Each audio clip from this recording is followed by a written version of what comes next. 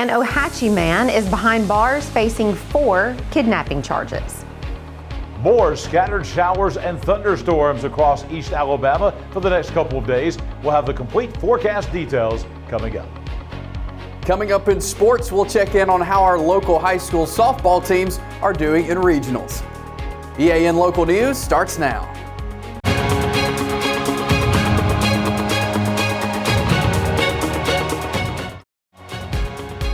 This segment of EAN Local News is brought to you by Waldrop Manufacturing, metal buildings made right here in Calhoun County. Good evening, and thank you for watching East Alabama Now Local News for Thursday, May 11th, 2023. I'm Katie Edwards. And I'm Mike Stedham. Now, Katie, if you're like most of us, your cell phone probably gave you this Amber Alert on Tuesday evening. If you looked at it, you saw that 4 people had been abducted from a home in Ohatchee.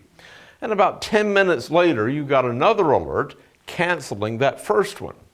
Police have now told us what happened in the case. That's right, Mike. According to a news release from Ohatchee Police Chief Alan Kelly, his officers were contacted around 5:30 Tuesday afternoon by a woman who had a serious visible facial injury and head trauma.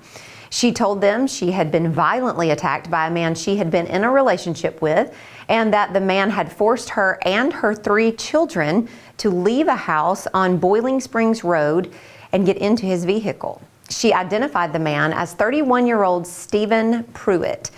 She said he later made her get out of the vehicle on Mud Street in Talladega County, and then he drove away with her children. Once the officers got those details, they sent messages to area law enforcement agencies to begin looking for Pruitt and the children. That's also the time the Amber Alert was issued, asking the public to help find the children, whose ages are listed as 6 years old, 2 years old, and 6 months old. Police tracked down Pruitt within 10 minutes of the alert being issued, and the children were found unharmed. Pruitt is now in the Calhoun County Jail, where he faces 4 charges of first-degree kidnapping and 1 charge of first-degree domestic violence. He is being held without bond. And in that news release, Chief Kelly thanked the other agencies who helped in the search for Pruitt. He said that more than a dozen law enforcement groups jumped into action to help with that manhunt and the safe recovery of those children. And we're so thankful for that. When we return, there's something fishy going on in Piedmont. We'll tell you more when we get back. Well, my name's Mike Craven, and we recently purchased an open carport, metal carport from Waldrop Manufacturing. I have an extra car. We have a very small home, very small driveway, and I needed somewhere just to park another vehicle, just out of the weather. And I had been told by 2 or 3 friends that knew we had recently remodeled a home that Waldrops were the people that you need to go talk to. I was in that area one day and I thought, hey, I'll just stop in, and I did without calling, and greeted warmly, well taken care of. It was just, really the whole process was just good from day one.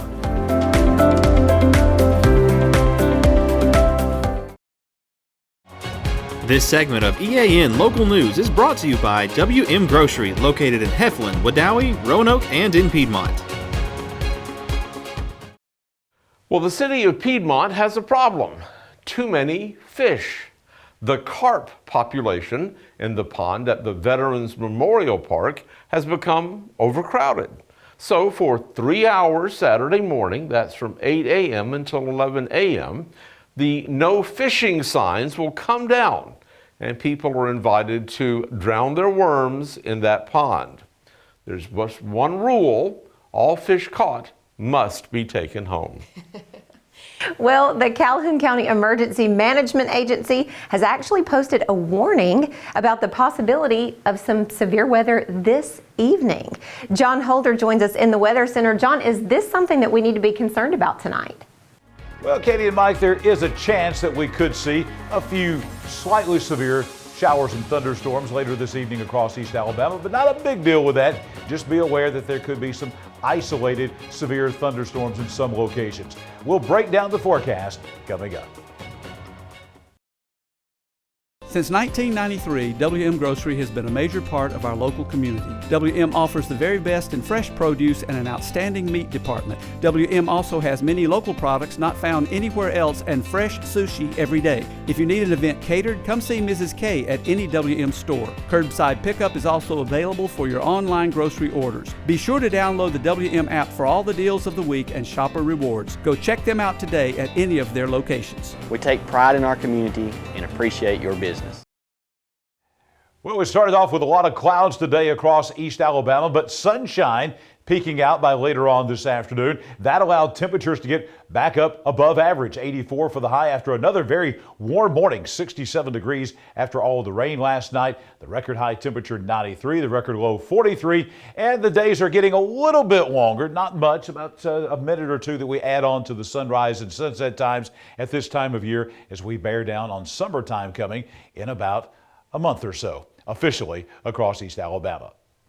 Weather on your street, let's take you out to New Liberty Road in the Roy Webb community in northern Calhoun County. Yes, there'll be some scattered storms tonight. Chance of rain about 60%, pretty high. 64 for the low overnight tonight out in northern Calhoun County. Might be dodging a thunderstorm or two out there during the evening hours. Coming up tomorrow, going to take you to Huntington Trace and Golden Springs right off of Chocowacca Road. Numerous afternoon storms tomorrow. With all of those storms, it's going to keep the temperatures at bay, basically right where we should be for this time of year at our average of 80 degrees. Again, sunshine in the morning, some storms in the afternoon, especially late in the afternoon after about 3 or 4 p.m. out Huntington Traceway in Golden Springs.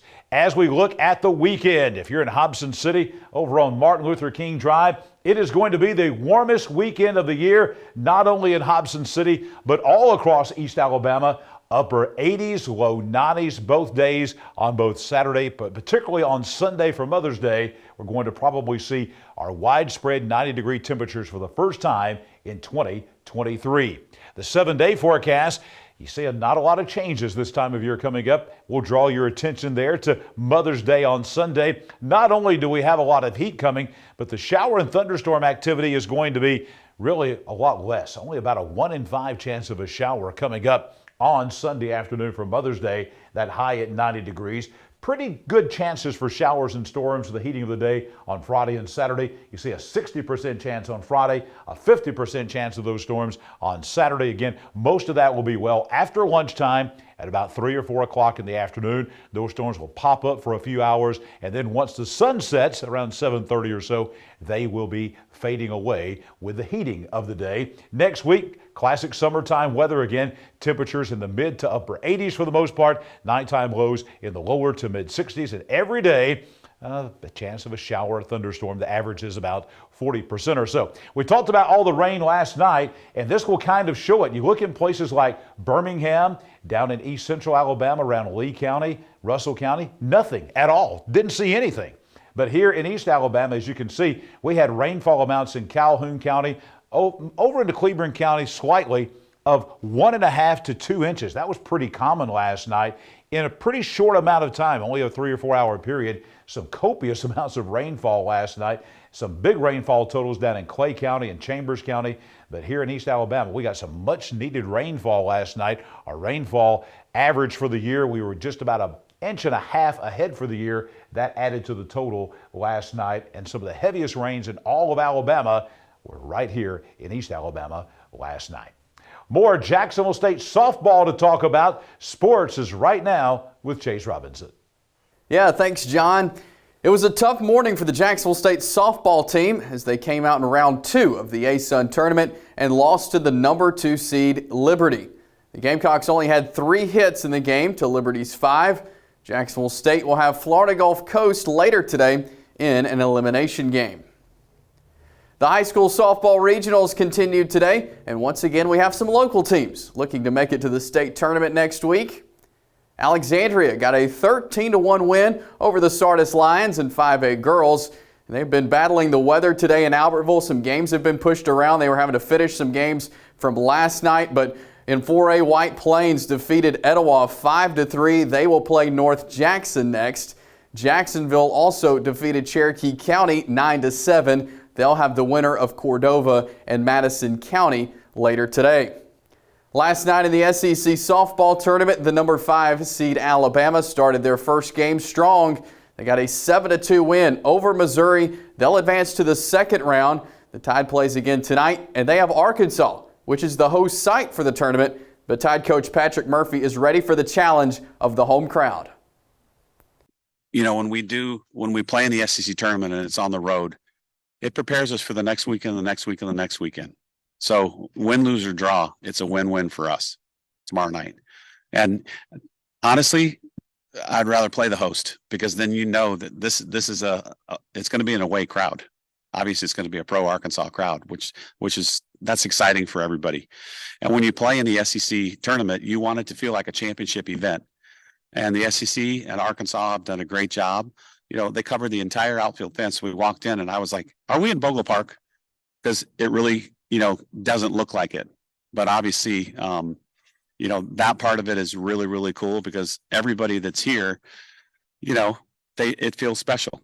Before we let you go, we want to remind you to join us tomorrow morning at 10 a.m. for Southern Sports Now for an update on all things sports. And we want to remind you can be part of the show by commenting and interacting with us on our YouTube and Facebook streams, and be sure to share those on social media. That's it for sports. Let's head back over to Mike and Katie.